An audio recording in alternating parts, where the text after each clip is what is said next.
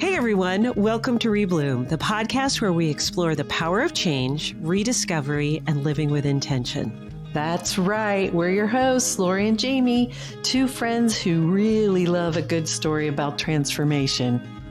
In each podcast, we're going to chat with inspiring guests who've made bold pivots in their lives or careers. They've let go of what no longer served them to embrace something more authentic, joyful, and true to who they really are. And the best part, many of them reconnect with passions or dreams they discovered as kids. It's about finding the seeds planted long ago and letting them bloom again. So if you're ready for real conversations about reinvention, purpose, and following your creative heart, you're in the right place. Let's dive in and see what it takes to rebloom. Lori, our listeners are in for a really special treat. Now, I say that all the time, but really, this is the most amazing conversation with someone who has been dealt a hand that maybe some would think was not fair at all, but she's taken that and turned it into a beautiful creative life. Yeah, I just am so inspired by Carrie. She was hit with something very devastating and could have just crumbled and just decided, no, I'm not going to go on.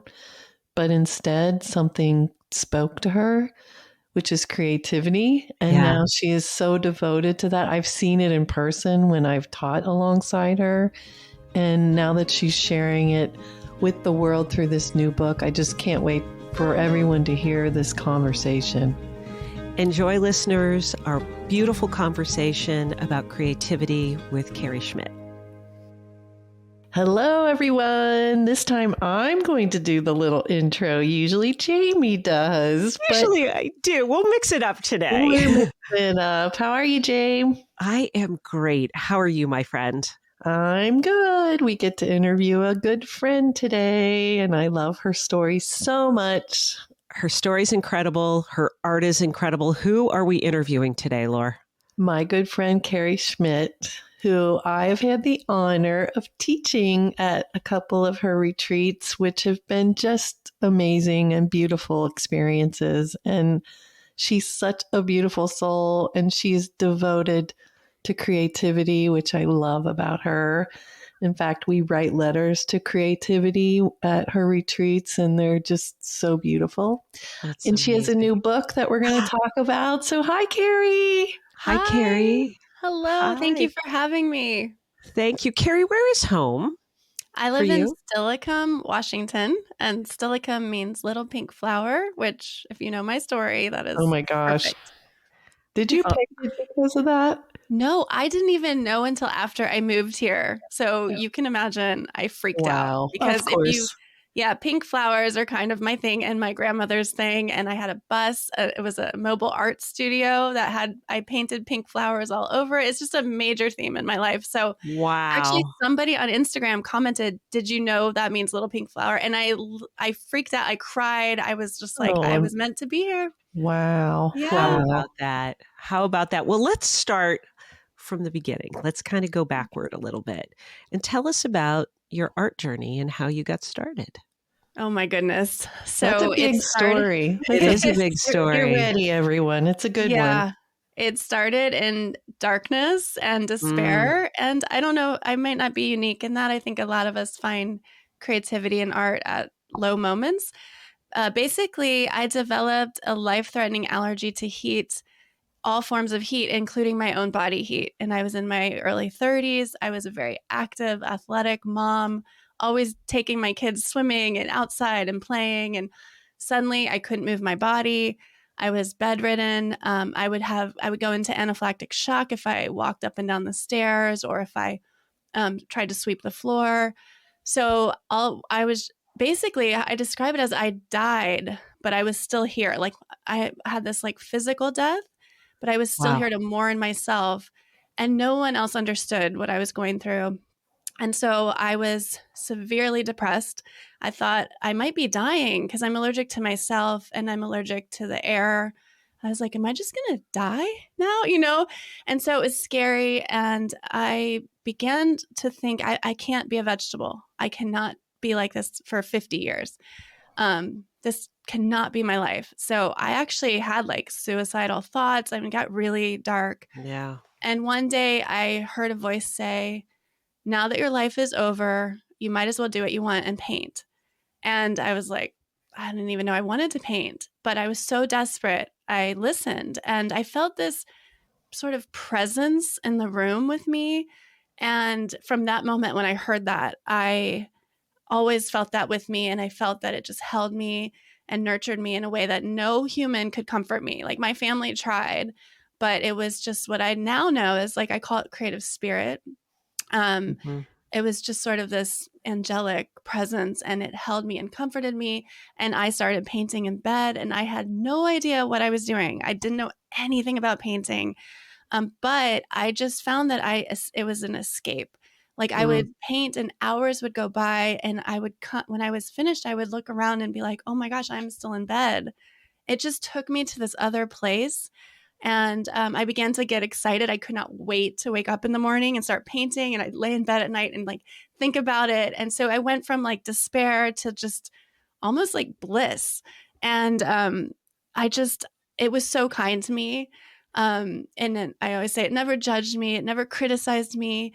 And so I vowed to, for the rest of my life, like spread the word of creativity's true love for us and kindness. And I just promised I would never judge you. I will never disrespect you or be unkind to you because you've never treated me that way. In fact, you saved my life. And I know now that creativity has saved many lives. And so it just became my beloved. And then my life's goal is just to spread the truth of its love. And I would say I took a vow to restore it to its rightful place in our hearts and lives. And it's kind of a big promise. But that's kind of been my life's work ever since, is just to sing its praises and its truth. Wow.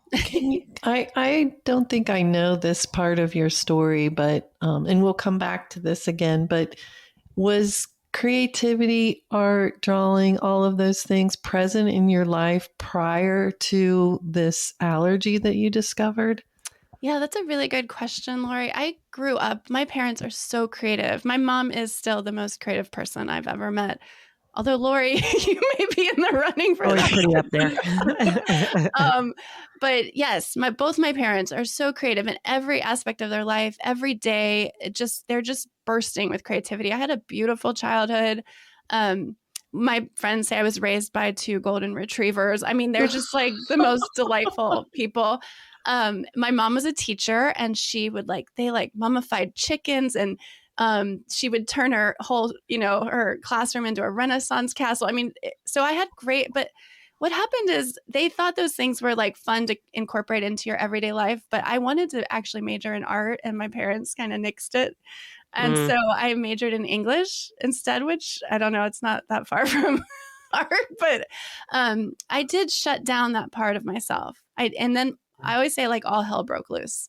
The minute I disassociated and disconnected from my creativity, that's when my life got really difficult and painful. I had a tumultuous teens and 20s and very unhealthy, very destructive. And it wasn't until I think I found my creativity again that I also found my wellness and started to learn how to, love myself and respect myself. And I wanted to take care of myself because that is a way to serve my creativity. I think when you love your creativity, you become this temple or this home for it.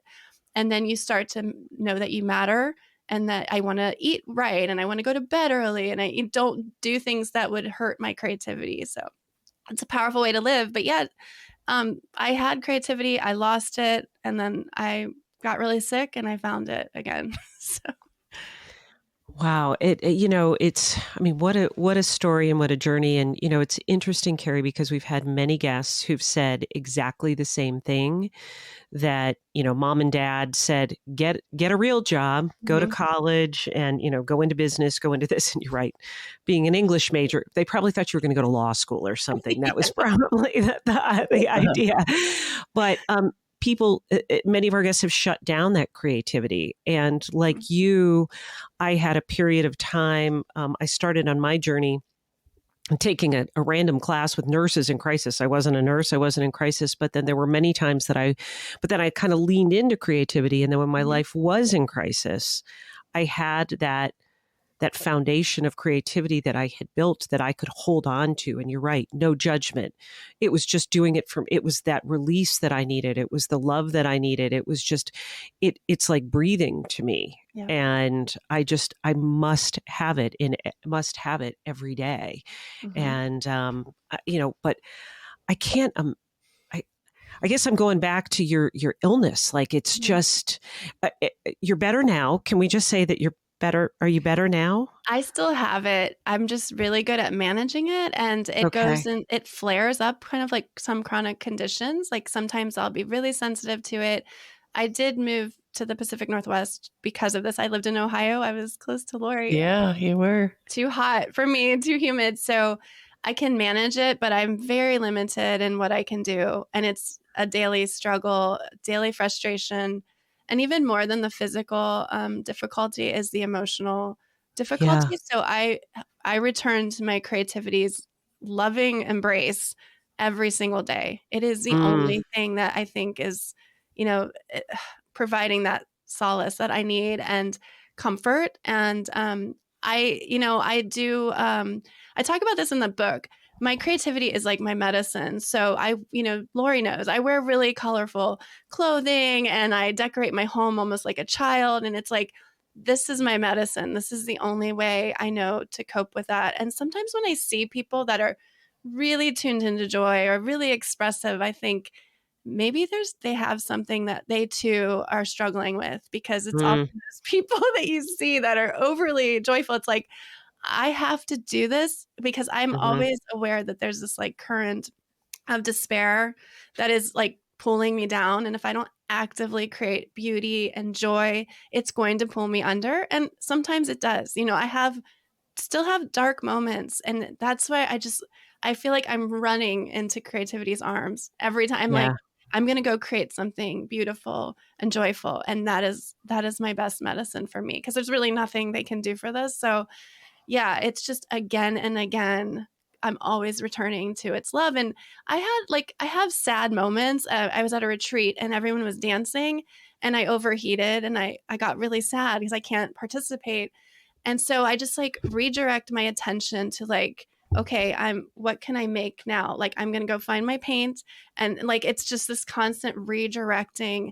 And then they all went on this hike and it was too hot and I tried to go and I couldn't do it. I had to leave. And so again, I'm like, turn in the direction of your creativity and go find something beautiful to do and play. And so I've gotten really good at redirecting myself, but it is always creativity. It saves me. And that's why I will, like, for the rest of my life, sing its praises, and why I wrote my book. I want others to know that this is also for them, and you don't have to be an artist. It can be anything, like any part of your life, any moment. You can do a funny dance or make up a funny, a poem or whatever. It's just like little things that can save. I feel like it saves me a lot. So. This book, can you tell the title and the subtitle? Yeah, it's called Awakening Creativity: A Sacred Journey to Reclaim Your Inner Artist. And it's so perfect that you wrote this book. Yeah. And can you talk about the process of writing it and like how long it took you to do it? And because I feel like words, when you speak about creativity, I feel like the words just flow through you. And you're such a beautiful writer. Thank so you. How did the book and the idea and all of that come together? Well, I hope this is a story of hope for anyone who wants to write a book. I actually wrote down all these thoughts like during the pandemic. So 2020, they flowed out of me, but I didn't know how to, put it into a book form. And so I sat with it and held it until I met my editor, Hillary Smith. I took a class with her and then we started working together. And with her help, I was able to actually, package it into something more I don't know, digestible for readers. And so I think for me, the lesson from that was like, get help when you need it, like if you can't, I didn't have a lot of faith that I could do it, but I had total faith in Hillary. So sometimes, if you're not quite there yet, it's like, find someone you do have faith in that can like carry you through this. And she really was like, an angel for me. So yeah, I mean, it took about a year working with her, and it was really, I would never do it alone. Hillary and I are going to work on another book, and I told Ted, like, she can do anything. Like, I feel like with her, so it's like, we don't always have to work alone. I think as artists too, it's important to remember, like, get help if you need help, and so, yeah, it was a really fun project. The book is a creative pilgrimage. So it's sort of a return to the spiritual and soulful aspect of creativity, with all its healing modalities. And I think the difference between this book and many others is that I capitalized creativity as a living presence that's within us all. And also we're swimming in it. We're surrounded by it. It's in everything. It is the unifying thread that connects us to each other. And so the book is not about getting better at making art. It's about getting closer to your creativity, to your creative spirit, like that living presence inside of you. And when I know, when we live from this place, the world becomes magical and playful and joyful. It is the source of our power and our joy. And so to actually like tend to that and have that grow and start to let that be your guide, it is a magical and powerful way to live. And I know Yeah, we do. Yeah. Well, I see it in our grandsons, they can be acting out or, whatever, doing what little boys do. And as soon as I pull out a creative project and they're totally immersed in it and they're giggling and playing and just making with no judgment, it is truly magical to watch. It really is. Sometimes kids, that gets taken away from us along the way. It does. Little critical statements that somebody might make to you about, you're not an artist or whatever, or you're not creative, or people say it about themselves all the time. Like when I teach retreats, a lot of women will say, well, I'm not an artist. And I'm like, well, yes, you are. Yeah. I don't believe that. And it's practice and it's passion. Yeah. And it's finding that creative outlet. And, Laura, you and I have had this conversation many a times. I mean, sometimes it's starting something, trying it. Do you like it? Don't you like it? But it's just finding the creative path that's right for you, whether it's cooking, dancing, art, music, whatever it may be. And like you, Carrie, I certainly believe that creativity has saved my life. And, we've had a very difficult journey, my husband and my family and myself, and we lost our daughter. And I had a pivot point after that. I thought, okay, well, the one thing that has been a constant in my life for the past 10 years had been my photography, my flowers, my creativity. And I was like, well, do I just give this up? Do I just stop? And I thought, wait a minute, that's the one thing that brings me joy. That's the one thing that I can hold on to, that I can escape and really ground myself. And I don't know what strength I had in the very beginning to say yes to that, but I did.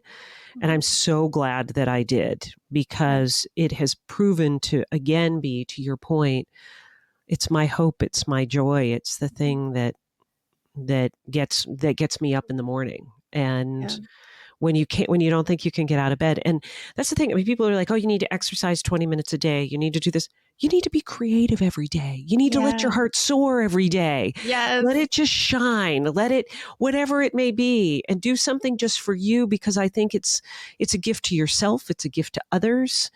It's just so important. Yeah. Yeah, I think we're really prescriptive with life. Like we always are, telling people they have to do this in the morning. And in my book, I talk about a morning menu. And so, I know people like the morning pages. Some people do from the Artist Way, but I like a little variety, and I'm a different person every morning. And so depending on my mood or how much I slept or how much time I have, like I want or how my body feels. Like maybe I do need to, move or walk or do yoga, but other days maybe I want to, read a devotional poem or, I don't know, sing to the water. It's just like, so we make these menus of, and you start with a central question, and it's like, my question is, what will awaken my creative spirit today? But you can make up your own question, and then you ask this every morning, and then you listen to yourself, and what do I need to awaken this part of me that is my joy and my creativity? And then you just like pick from your menu what sounds delicious that morning and do that thing. So yeah, I think it's about knowing yourself and listening to that part of you that I call creative spirit, and then just like tending to that and letting it grow and grow until that's your center of your life. I know, I'm sure it's very personal, the menu for everyone, but what Yeah. are some of the things on your menu in the morning that you go to? And I Yeah. love Okay. that idea. I love The that idea. It's menu. so Yeah. fun to make them Yeah. too. And Ted is making one, and it's like, so let me think. Well, I sing a lot. Singing's very important to me. So sometimes it's just playing. I have a little harmonium, which is almost like a piano. And so I'll sing. Sometimes it is dancing or sending I send my son a joke. Just, it just depends on like, what do I need? We have weekend specials on our menu. So like things that we really only have time for on the weekend, like paddleboarding at sunrise or taking our kids to the bakery. And that might not sound creative, but it is to me because it nourishes my spirit. It lights me up. So I'm always aware of like what is bringing me joy, and that is my joy. It awakens my creativity. And of course, everything we do, we try to infuse creativity into. So when we're together with them, we're playing games or anything like that. But the thing I love about it, it's right over there, and I'm like, what else did I write on there? It could be like blowing bubbles, or Yeah. like it just whatever brings you joy.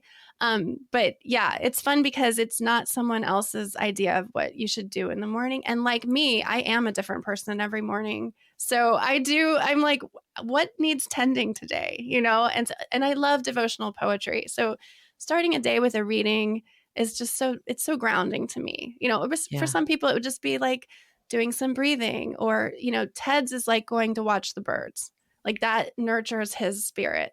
And, for people that maybe are in a dark time, and I have been at points where I'm just too like jittery or agitated and I can't settle down. If something's going on in your life, but I can't create, I can't go paint. It's like, then I'm like surrounding myself with beauty. That's when I'm watching plays or going to a museum or, listening to something beautiful or reading poetry. Like you don't always have to be in that creative mode. You can be receiving it as well. So it's always about like listening and getting to know this part of yourself. And I have to say, in the book I mentioned, a lot of famous people have a morning question. And Salvador Dali, the surrealist painter, his was something like, every morning I wake up and I think, what prodigious thing will this Salvador Dali do today? And I just love that he's like, he's so confident and like, I wonder what, and just to be like in awe of himself, which is very confident. But I just thought, how fun is that to just have a question and write it on your menu and then, order like you're at a restaurant. So anyway, I think that I it's love really, that. yeah. I love this so much. So when sometimes Kenzie and I will have these conversations and she'll be overwhelmed by being a young mom and Yes. working and social media and all the things. And she'll say, I'm in a funk. And for me too, when I get in that mood, I'm like, well, where can I go on a field trip? Where can I take myself, like a favorite coffee shop or Crone Conservatory and look at plants or take a walk or so I love taking field trips when I'm in that mood where it's just a kind of you just can't connect with creativity, but then you take yourself out of your norm and then something sparks. I love that too. I think shifting energy by just moving your body, going somewhere new. And for me, that is important too, because I work at home. And sometimes I'm like, I just need to go to the coffee shop. I just need a change of scenery. But yeah, this book is designed as a creative pilgrimage. So you're definitely encouraged to take these like monthly pilgrimages to somewhere maybe sacred to you. Like that could be a spot, you loved as a child, or a natural environment. Those are always so helpful. But yes, I love that idea and that reminder.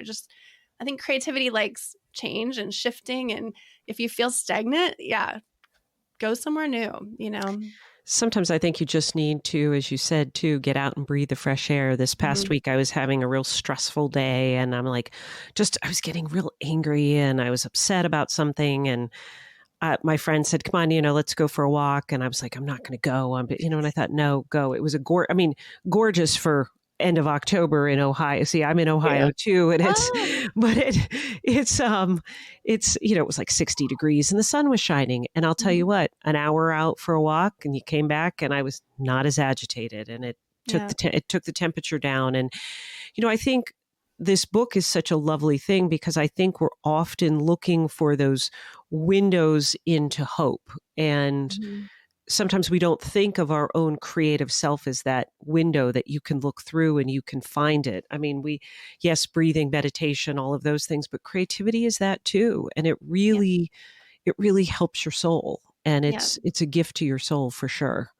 Yeah, I think creativity is so much bigger than just what we make it.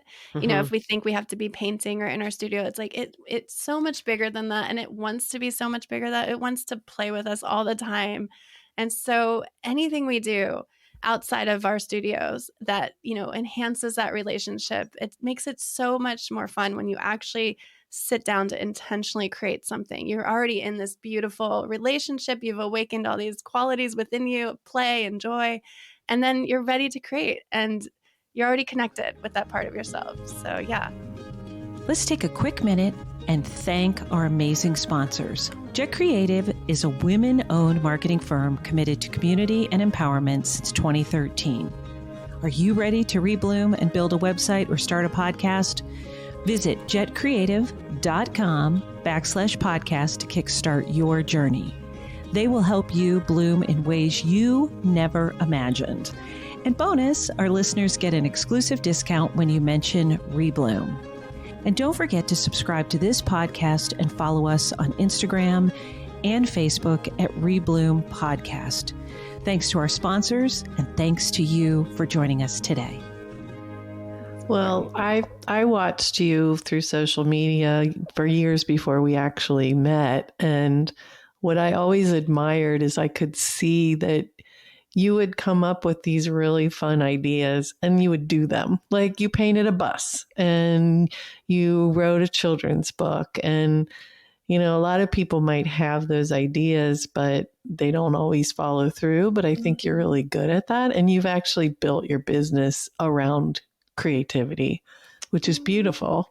So can you talk just about like what you're doing now these days? Yeah, definitely. And I think one of the reasons my business has looked like that is because I feel like when you know your devotion, when you have that sort of anchor or North Star and everything you do revolves around your devotion, that becomes a really clear path for you. All my decisions are made. Does this serve my creative spirit? That's the question I'm asking. I mean, you can ask whatever question you want, like, is this going to make me money or whatever? But it looks a little wild and crazy, but I do talk about that too in my book. It's like, devotion is the great clarifier in my life, and when your heart is organized, that you have energy for that thing. And it also distills all the non-essential parts, like I say, it doesn't sound like freedom because it's rooted in the word sacrifice, but it's freedom from everything that is not your devotion. And so Mm-hmm. it's a really powerful way to live. And I tell this story. I'll just tell you this quickly, and then I'll tell you what I'm doing. There's this saint in India named Kroli Baba. And when they opened his journals after he passed, there was only one word written in his journals over and over and over, thousands and thousands of times over many, many decades. And it was Ram, Ram, Ram, Ram. And that means that's one of their deities. It's one of their gods. And I was like, and that is actually a practice in India to do that. And I'm like, what would my one word be? Like, if you were going to write one word in your journal for the rest of your life and you could only pick one word, what would that be? And that is your devotion, And so it's like my word is simplified to Ma, M-A-A, which is the creative energy of the universe. It's the divine feminine creative energy.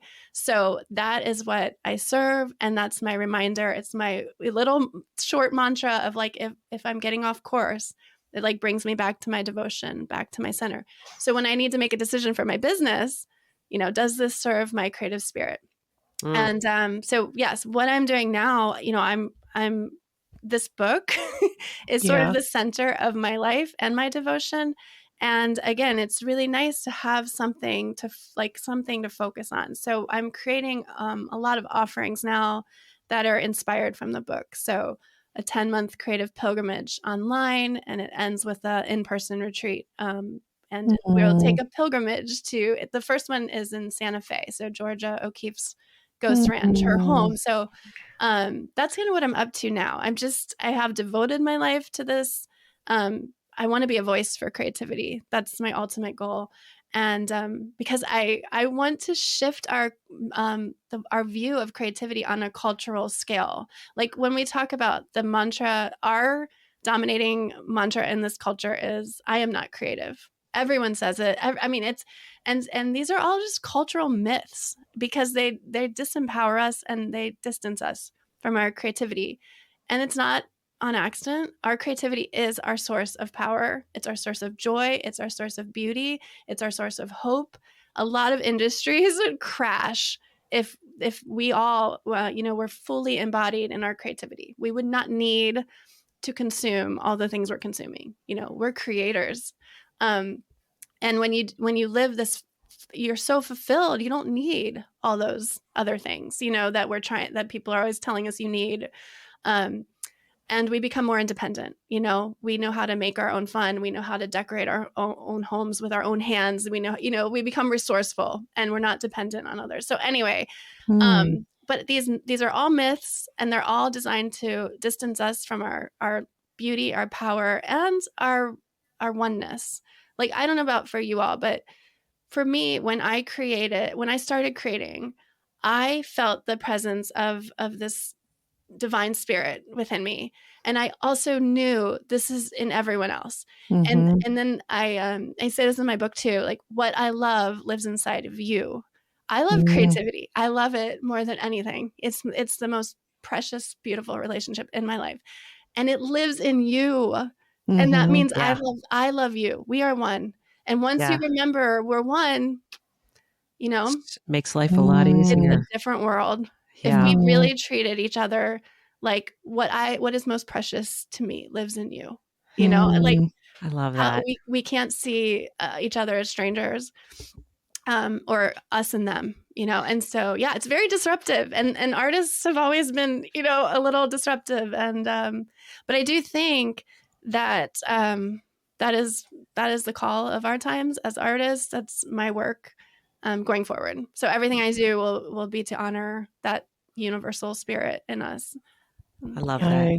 I love it so much. So are you painting? You've got a book coming out. Tell us some of the other things that you do in your creative life. Yeah, this has been an interesting time for me. I love the premise of your podcast. I love the rebloom idea and how we're constantly pivoting and there's deaths and rebirths in our one lifetime. And no one ever told me this. And I really appreciate you bringing awareness to this. Because, I always heard about, my parents would tell me about reincarnation, about how some cultures believe when you die, you come back as an animal or, whatever. Yeah. But no one ever said you are going to experience many, many deaths in this one lifetime and many rebirths. And I wish someone had told me, because it would be nice to like normalize it, but also to have language for it, because we don't have, like, I've had friends, and I have done this. You have you're going through some sort of death, some deconstruction, and you get really quiet and you go internal and you stop talking to people, and you're going through something, but it can actually offend people because you're not socializing and you're not returning calls. It's like, what if we just had language like she's in her cocoon, or she's in the nesting, and I'm not offended because you haven't responded to me in 3 months. because we feel guilty, but we're breaking parts of us down, and then we're becoming and rebuilding. And I just kind of wish that was normal. So I really appreciate Rebloom. But yeah, now I forgot where I was going with that. Oh, I know. Okay. So this phase in my life, I started painting as therapy, as medicine. It became a business. I love the business. I, love painting. At this phase in my life, I feel like I'm coming home to creativity for me and for my loved ones. So I am still painting, not as much, but I'm painting like suitcases, and that's for my creative pilgrimage. I'm painting, I'm making morning menus. I'm making little affirmation cards with my friends. It's starting to become more like for me again. And, like I'm decorating my home, like painting cabinets and painting the deck and hanging, fabrics. And so I feel like my most recent pivot is creativity has become so much more to me than my business. And for a long time, I was very focused on my business. So it's a different phase of life where it's like, I want to give my friends gifts and painting birthday cakes. And I don't know, it's like, I feel like I'm getting to be a kid again. And it's just, yeah, I've kind of, I don't know, not put money on it as much anymore, and just in my life. I love and that. having so much fun. I love that, I think sometimes people think of creativity as just a canvas or Yeah. just a piece of, drawing on a paper. But I love that you look at it as the walls in your home or your cabinets or a suitcase and that we're doing a little remodel right now. And no, I'm not taking photographs, but there's a lot of creativity that has to go into it. I'm looking at colors and how it all goes together. And it's really kind of fun and joyful just to kind of try to think about all of those things. And it's fun. It's just fun. So much fun. Yeah. Yeah. I mean, the way we play at our house, I decided this is a temple to creativity, because this is actually a story. I was really sad one day because I couldn't go outside, and I can see our beach. I see people playing in the sun, and I got really upset. And I was sitting and I had my eyes closed and just kind of praying. And I heard this question, or it was like, you can make this your prison or your temple. And I was like, oh my gosh, I'm going to make this a temple. I'm going to make it a temple to creativity. Yeah. And then I started making it a temple, and that's a choice, And so we have a lot of fun. Our design motif is kind of like, does this, will this serve our creative spirit, or does this awaken our creative spirit? So everything we do is very playful, and it's fun. I feel like it connects me to like a whole lineage of our ancestors. This is what they did. They didn't go to I don't know what's like Home Goods or wherever. I mean, they just made their own beauty. And so it's fun and and also I can feel my creativity growing as I do this. So everything you do makes your creativity. I bring it into my studio, obviously, but we like to name our rooms like silly names. We call our living room the living womb because someone said it felt like a womb, and I was like, oh my gosh. We have a nest on our deck. We have a tea fort. Like you can have a lot of fun, and I don't know. I just feel like we could have a lot more fun with our homes and our cars and everything like that. So yeah, not making creativity so small. Like it doesn't have to be a serious piece of art. It can just be your outfit, or it can be whatever delights your heart. That feeling of joy. We all deserve it. We do. Yeah. I feel like just how Jessica Swift's her Rainbow books that came out of something very tragic, and then she did it for herself initially, but then it's taken on a life of its own that has served so many people. I feel like that's going to happen with this book.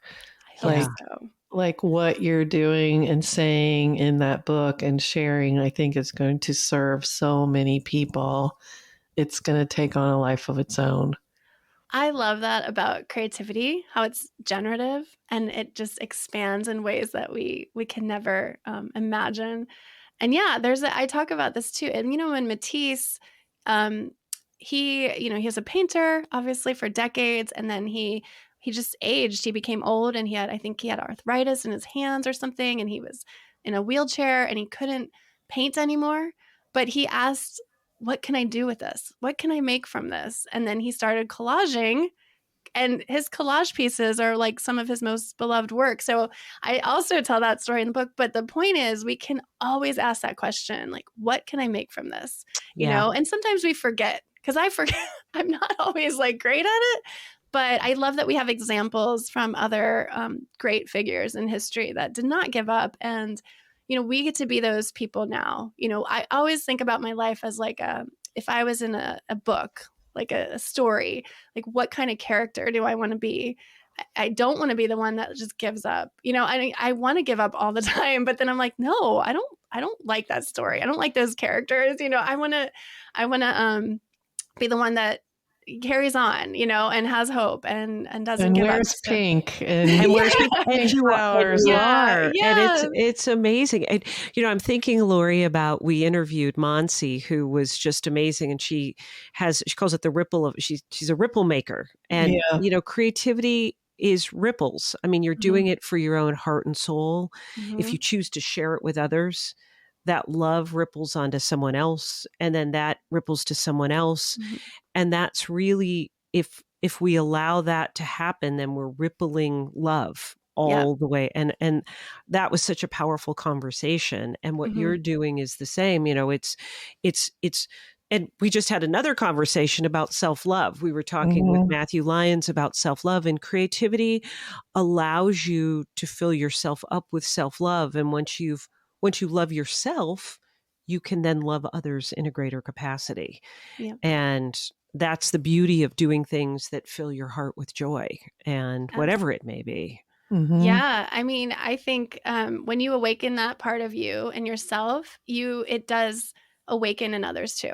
It does. And I also talk about that in the book about, I think it's in the devotion chapter, how devotion and creativity are generative forces, just like love. They take on a life of their own. And I have this great story about my friend Steve, who he became obsessed with plant terrariums and aquariums. And it was just a hobby, but he just, I don't know if you've ever felt that, where you just have to do something and you can't stop, and there's no sense, there's no logic to it. Yes. But eventually he had his whole house. He was being guided by, I think, his spirit. He was listening to his soul and what brought him joy. His house was full of these aquariums, and he couldn't even walk. He said, like, through the rooms, he could not get there. And so he started giving them away. And then people started wanting to buy them. So eventually he opened a little store in Seattle, and he started selling them. He did so well, he quit his job as a scientist. He had a really good job. And then a major retailer who's located in Seattle commissioned him to do all of their businesses, aquariums, this big project, and then do these at the owner's home. I'm not going to say who it is, but they're based in Seattle, and they sell a lot of books and other things online. And he ended up being able to take like a year sabbatical in Hawaii. And he said to me, Carrie, I'm living in one of my terrariums now. And I was like, and people say to me, you're living inside one of your paintings. Yeah. And I'm like, yes, because when you love something and you tend to it, it becomes a home for you, literally and figuratively. It grows and grows.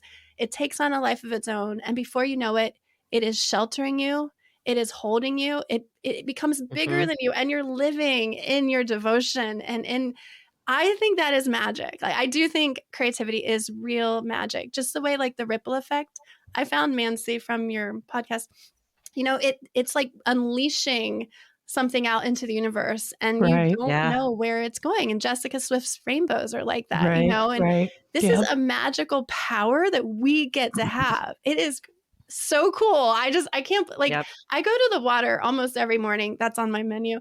And I sing to the water, and I pray, and I bow, and I blow prayers into rocks, and then I toss them in the water. And I'm like always looking around, like, I can't believe we don't all start our mornings in reverence and worship to creativity. Like, why are we not all down here just bowing to this force that moves the tides and, makes the birds sing. And it's a magical power that we get to have. And I know, like, right now, a lot of us feel hopeless because a lot's going on, but this is our power, Yeah. and beauty is a force that we can create, and it does impact people. So it's a different kind of power. It's not like we're leading the world in visible ways, but this is a power to not take for granted, I think.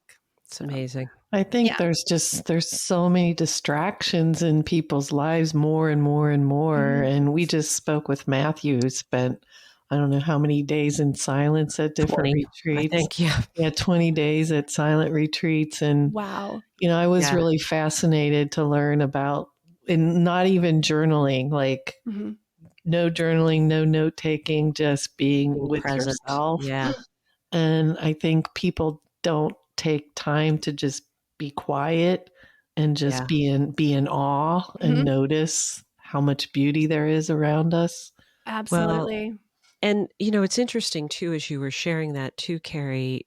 I think we get up in the world, and it's often a little scary and it's hard. And the other thing is, we're often told no.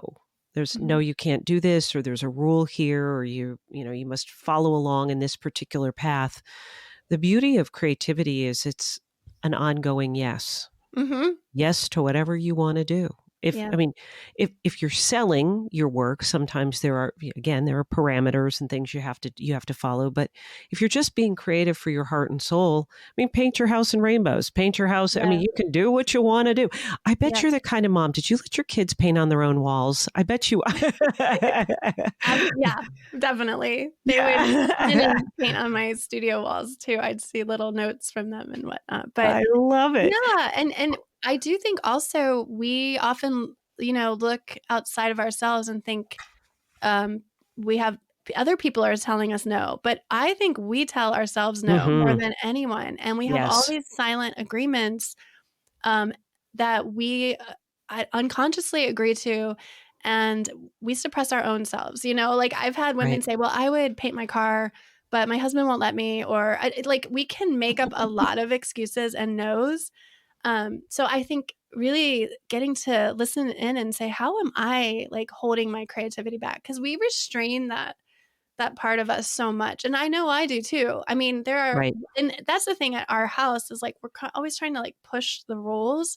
Like, what are we agreeing to that we don't even know? And like one example is we ended up, I didn't like our dining room table, like the level of it. I don't like sitting like in this way. So we put it on the ground and we sit on cushions, and it's so cozy and so playful. I feel like a child. We sit on little cushions on our floor, but also it's like, this is helping me get up and down. Like when I'm 80, I want to be able to get off the floor. So it's it's so like intimate and playful. It's like, why does our furniture have to be at this height? Like who said that? Why do we have to have furniture? And we took a lot of furniture out of our living room because we wanted to have song circles monthly with our friends. And it's like, all these silly rules. It's like, wait, why do we have to do this? Or, why do we have to call it this name? Like, it doesn't have to be called a family room or whatever. Like you can make up so many things. And so we're always kind of pushing that, like, what am I doing that I'm restraining my own spirit? I think we've been taught to do it in a lot of ways. So we have, and you're 100% right. And I think we tell ourselves no, or we say, if you find yourself with 20 minutes or an hour and you think, oh, I could be doing chores or I could be doing something else. And you make excuses and you say, well, I'm not allowed to be creative. That's being selfish of my own time. But I say, oh no, you must do like that's more important than the chores probably, because it's okay. It's 100% okay to do that. That's one of the things I love about the art retreats is that the women that come, they love that they'll say often, I don't have the time to devote to this in my daily life. And the fact that I'm here and I don't have to worry about, laundry or cooking, or I can just focus on art making and creativity. they go away a different person. Like the Yeah. whole mood, the spirit is just lifted. It's so true. Yeah, I think we've been taught to like delay joy and like we have to do these important, grown up responsibilities, but we have to reclaim that and just rewrite these stories. And again, these like myths. And that's why I love starting my mornings tending to my spirit. It's like, you're the priority. You're what I start with. And then that sets my tone for the entire day. And I know like there's so many books out there like Atomic Habits or the 5 a.m. Club. And it's always about like mornings, achieving. You have to get stronger or thinner or write this or do that. And it's like, we don't need to get better at anything. What if we're just like, what if joy? What if that's the beginning of our day, or reverence, or a quality that awakens our creativity? Wow, what an incredible way to begin. So yeah, I mean, I hope women learn from, those retreats to just come back and bring some of that back into their lives. It's so important. Right. What an Absolutely. incredible journey you've had too, Carrie. And, I teach my daughter and my kids, and you say, sometimes things happen for a reason. You kind of hate that in the moment. Yeah.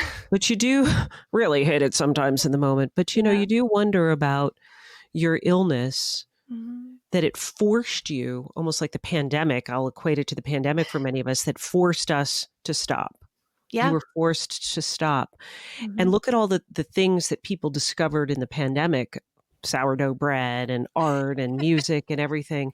But by you stopping, you've now had this whole life of creativity that has helped you not only to manage your illness, but given you joy and brought you joy, brought your family joy, brought others joy. I mean, it's a beautiful, powerful. I mean, we're looking at you now. Our listeners won't be able to look at you, but I see joy. I see beauty, not the person that was sick and ill in her 30s. And it's a rebirth. Yeah. I think of like It putting really your head on the picture of that Venus painting coming out of the shell. Oh my gosh. It was definitely a death and rebirth. And I didn't understand that at the time. And I didn't have like the support systems in place. But yeah, I think we all have gone through that dark night of the soul. And thank goodness we have creativity. Thank goodness I found it. But yeah, when the pandemic, I was like, oh, I've been through this before. Now everyone knows. Now everyone knows what I feel like. I was like, it does give you a different perspective. It does. Yeah. And it was a gift. I mean, I say it was my greatest burden and it's my greatest blessing. And it remains that way. It's both. It's still so hard. And then I think would I choose this if I could go back? Would I have chosen to have that? And absolutely, yes. I feel like it awakened my soul, my spirit. I always felt like something was missing, something was off. Like I knew there was more. I didn't know what it was. I felt like a part of me was missing. I don't know if other people feel like that. And then it just came alive. So it was a great gift. And I feel like it did direct me on the path that was meant for me. Like I don't think I chose this path.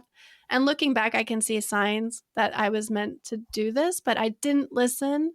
I believed all the stories about like, I'm not an artist. I can't do this. It's not a real job, And so finally, I feel like I just got the smackdown. I feel like I was just like, okay, I'm going to take everything away from you and put you in a room and you can't do anything, but create now. Like, what are you going to do? And I also am so grateful that when it was like a death of everything that didn't matter. Everything material, like job, career, accolades, money, materialism, like none of that could save me. The only thing that mattered and the only thing I could feel this like eternal part of myself. And that was all that was left. That was it. And so I had to kind of learn the hard way, but hopefully, other people can learn from our stories and maybe not resist what is meant for them. There's this phrase in Greek theology called your daemon. It's your calling. But if you don't listen, it becomes your demon. And that's what happened to me. That is what happened to me. Yeah. I love that. I think of those photos of Frida lying in bed in a full body cast, but she's still painting. And I Yeah. always thought, wow, what that must have taken for her. But the way to hear you talk about it, that's It's the she same. had to do that Yeah. to keep herself going and Yeah. keep herself wanting to stay alive. Yeah. She had it rough. Yeah. But Well, not when her issue or her injury. And yeah, I think a lot of people have found creativity in those dark times. Thank goodness, Yeah. you know. and Yeah. I think your ability now to have this, to take the time and reflect and write this book is going to be such a gift to everyone out there. And what a wonderful thing that you've done. And what is it available? Is It it is. out? Yes, it's Yay. Where out. can It's available in all the places where you would get books, and it really is, the tradition of pilgrimage is to get closer to the divine, get closer to God. That's the point. And so for this, it's like to get closer to your creativity, to your divine spirit, and to write your own story with it. So to kind of like let go of all these other myths you've been taught about creativity. Most of what we know or we've been taught, someone else's ideas, someone else's beliefs, and mostly unhealthy ones. So it's Yeah. about, finding your own direct experience with creativity. Write your own story. What is Mhm. Love it. creativity really to you? When you take the time to get to know it and then accept it for what it is. Get to know its personality, get to know its natural laws. It's not linear, it's not predictable, it's wild, it's chaotic, it's on its own timeline. It's bigger than we are, and Mhm. I think it dwells in the quiet and in the slow, like you were saying. And it's playful and it's joyful and it will never hurt you and it will Mhm. never judge you. It's like Mhm. we treat it so unkindly in this culture, and it has never done anything but loved us and given to us. It gives us so many gifts once you understand how it works and then accept it. It's Mhm. Love not that. Mhm. going to be, Mhm. you can't control it. I can't control it.